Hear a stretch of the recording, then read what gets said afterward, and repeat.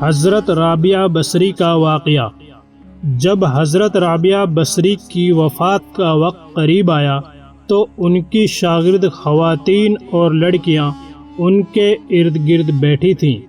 ان لڑکیوں نے درخواست کی کہ ہمیں کچھ نصیحت کریں، تو رابعہ بصری نے فرمایا کہ کبھی بھی بغیر نکاح کے نہ رہو، اور پھر اپنا واقعہ سنایا کہ میں عزیز دوستوں، پیارے نبی حضرت محمد صلی اللہ علیہ وسلم کی شریعت پر جن محترم لوگوں نے احسن طریقے سے عمل کیا اور جنہوں نے اپنی زندگیاں سنت نبوی میں گزار دیں، انہیں اولیاء کرام کہا جاتا ہے۔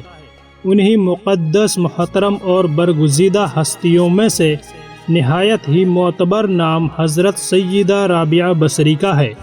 حضرت رابعہ بصری قیامت تک خواتین کے لیے مشعل رہا ہیں۔ معروف صوفی شخصیت رابعہ بصری کی پیدائش 95 ہجری سے 99 ہجری کے دوران عراق کے شہر بصرہ میں ہوئی۔ وہ ایک انتہائی غریب لیکن معزز گھرانے میں پیدا ہوئی۔ رابعہ بصری اپنے والدین کی چوتھی بیٹی تھی، اس لیے آپ کا نام رابعہ یعنی چوتھی رکھا گیا۔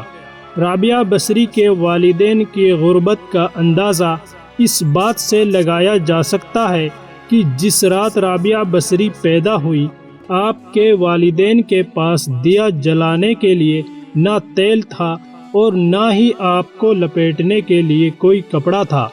آپ کی والدہ نے آپ کے والد سے درخواست کی کہ پڑوسیوں سے تھوڑا تیل ہی لے آئیں تاکہ دیا جلایا جا سکے۔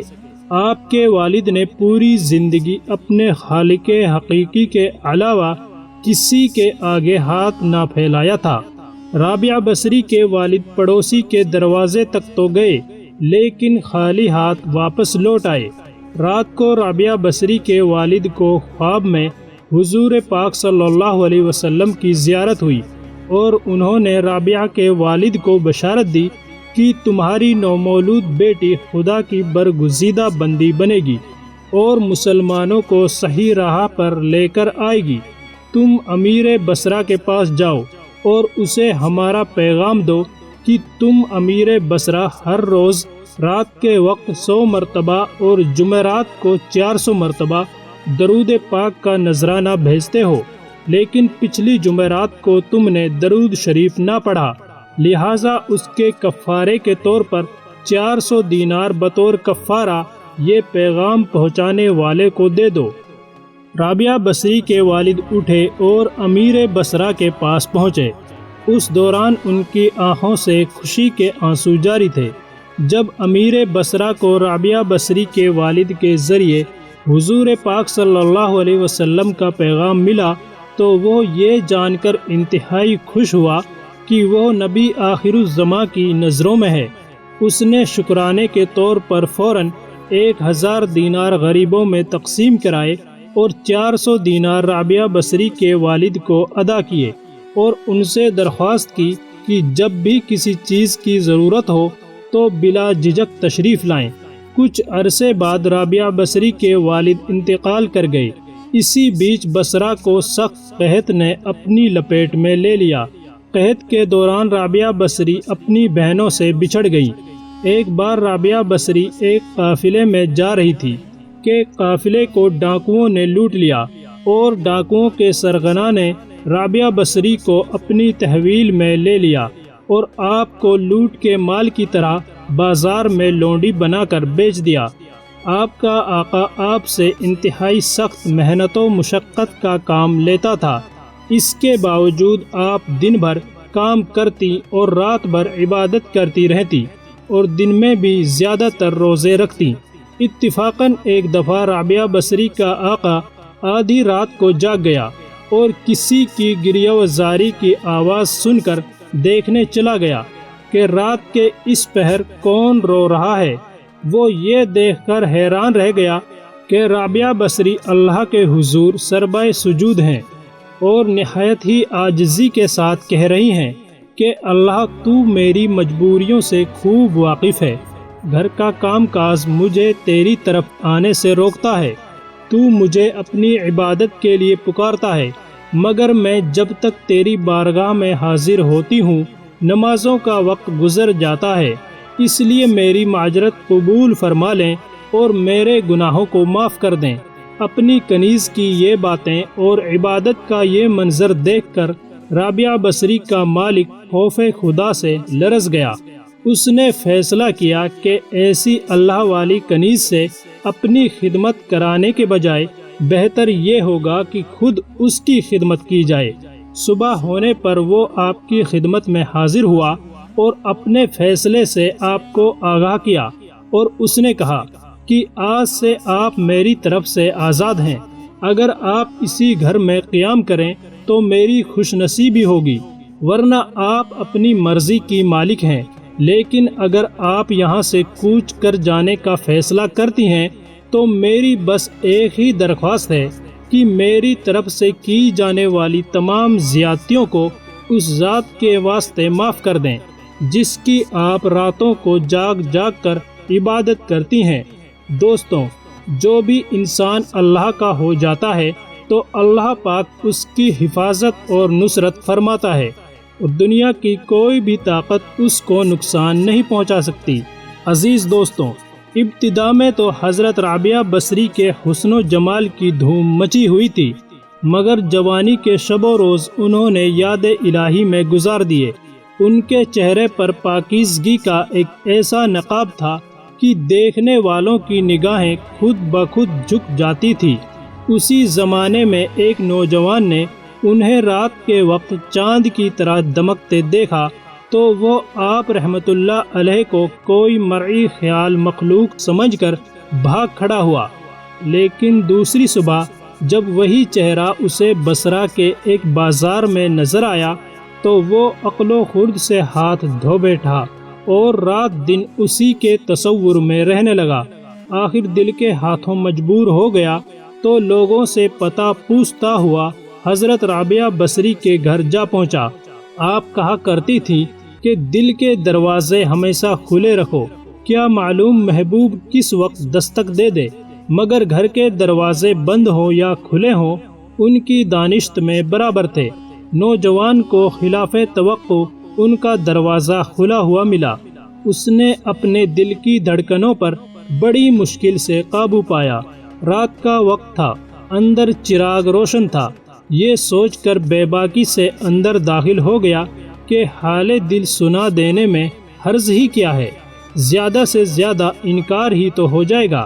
واپسی کا دروازہ بہرحال کھلا ہوا ہے، لیکن جب وہ اندر پہنچا تو وہاں کوئی نہیں تھا، البتہ چھت سے ایسے پرسوز آواز آ رہی تھی جیسے کوئی زیر لب ہجر کا رونا رو رہا ہو۔ نوجوان تیزی سے زینے پر چڑھ گیا۔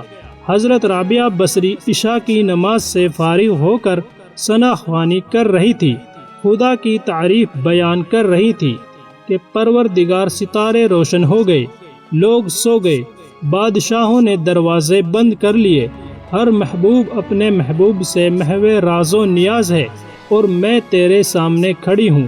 نوجوان پر سکتہ طاری ہو گیا۔ اسی بیچ حضرت رابعہ بصری نے پلٹ کر اسے ایسی قہر آلود نظروں سے دیکھا کہ اس کی زبان گم ہو گئی۔ رابعہ بصری نے اس کے قریب آ کر پوچھا، کیا تم مجھ سے شادی کی درخواست کرنے آئے ہو؟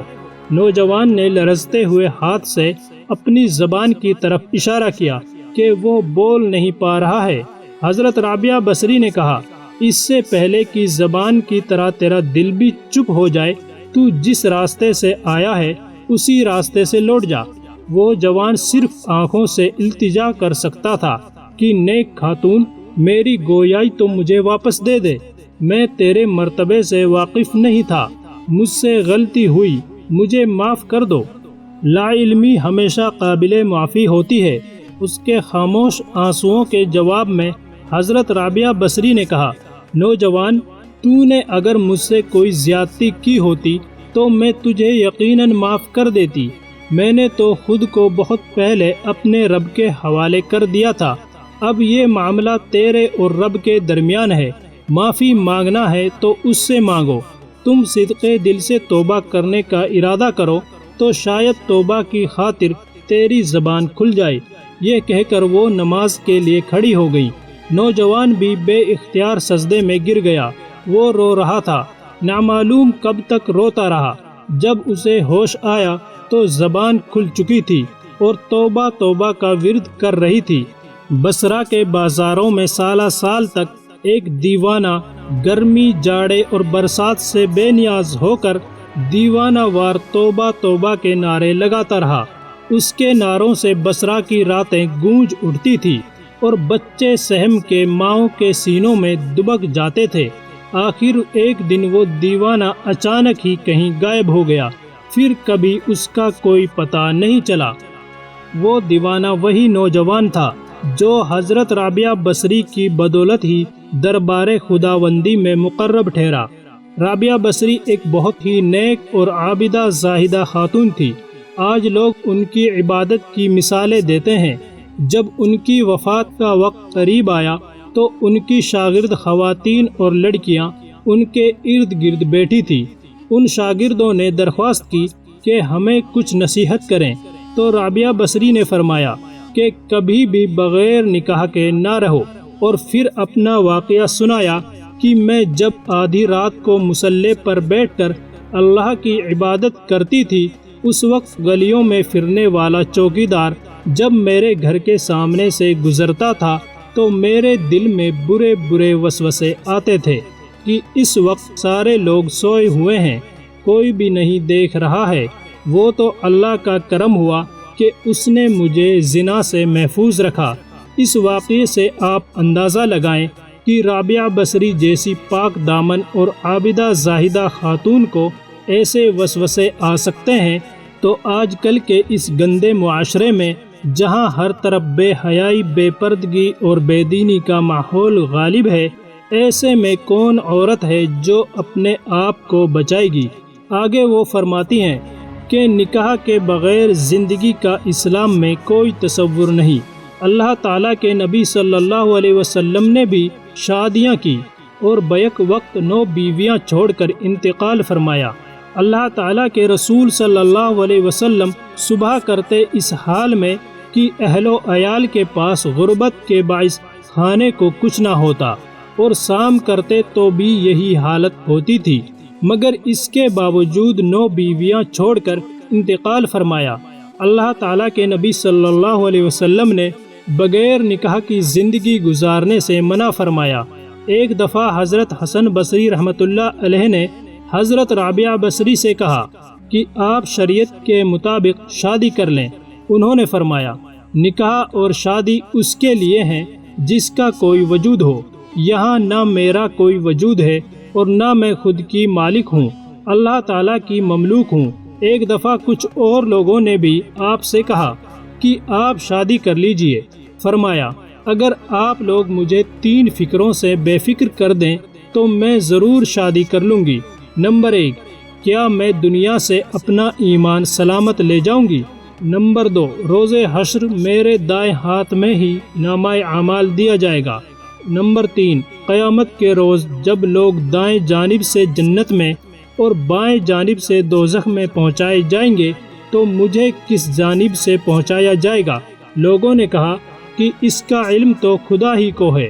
تو فرمایا، تو پھر جب کسی کو اتنی عظیم فکریں پیش ہوں تو بھلا وہ کیا شوہر کر سکتی ہے؟ رابعہ بصری نے تقریباً 88 سال کی عمر پائی۔